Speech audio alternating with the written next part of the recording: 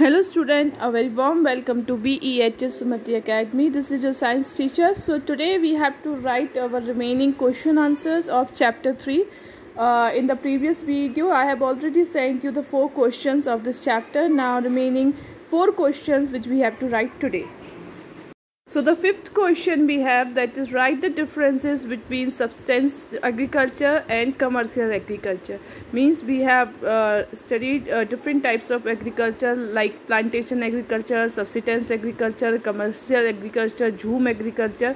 So the difference between subsistence and commercial. So subsistence agriculture, basically these are the crops which are cultivated for the family use only, not for the selling in the market. Okay, and it is cultivating on a lower scale or for the family only, so there is no requirement of pesticides or fertilizers. Okay, and so the example of these subsistence agriculture like rice, barley, wheat and vegetables. So basically we can also call them organic agriculture. Now the commercial agriculture, so with the name we can understand these crops are cultivated on a large scale so that farmers can sell in the market, and farmers are growing on a large scale, so that's why they have a need for the use of insecticide and pesticides like rice, maize, sugarcane. Okay, so these are the 3 difference between subsistence and commercial agriculture. Now the next question we have, that is, write one difference between food crops and cash crops. Okay, we have learned the food crop. So food crops are eatable only, and basically these form the staple diet. I have told you the staple diet, the only diet or the main diet of any person and people is called as staple diet. So they basically food crop are edible and they form a staple diet of the regional population, and basically these are grown in abundance with rice, wheat and maize. Okay, these are some example of food crops.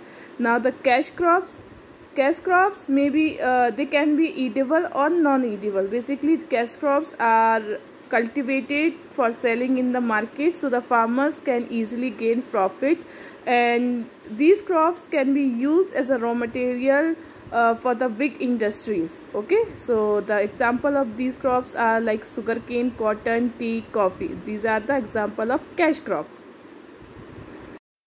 Now the next question we have, name the place used for storing harvested crops. Means we have learned that harvesting is the last process from the field, because when the crop is completely grown or completely mature, so farmers harvest these crops. Now if farmer has been harvested these crops, now they need a place where they can securely keep their crops. So the name of this place is godowns. So harvested crops are stored in the godowns by the farmers so that their crops will be safe. Okay, the next question we have, describe the journey of tea from the fields to your parents' teacup.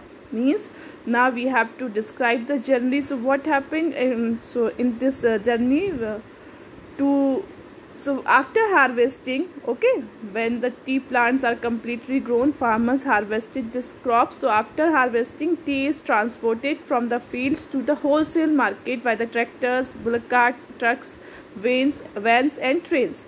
Means after harvesting, now there is a need from the farmer side. They have to sell this tea to the wholesale market by the transport.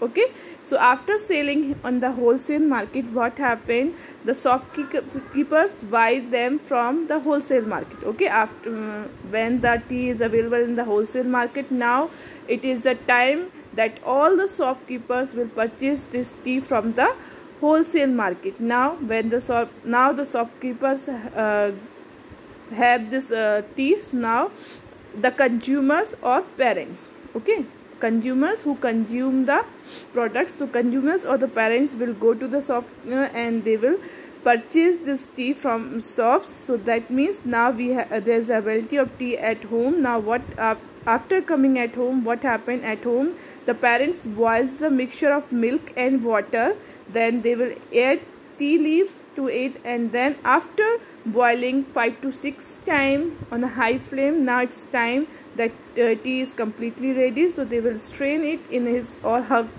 teacup. So this is a procedure, this is a journey of a tea from fields to your parents' teacup. Now this means we have completed today all the question answer of this chapter. So I request write in your notebook in very neat and clean writing and submit this question answer in the student hub.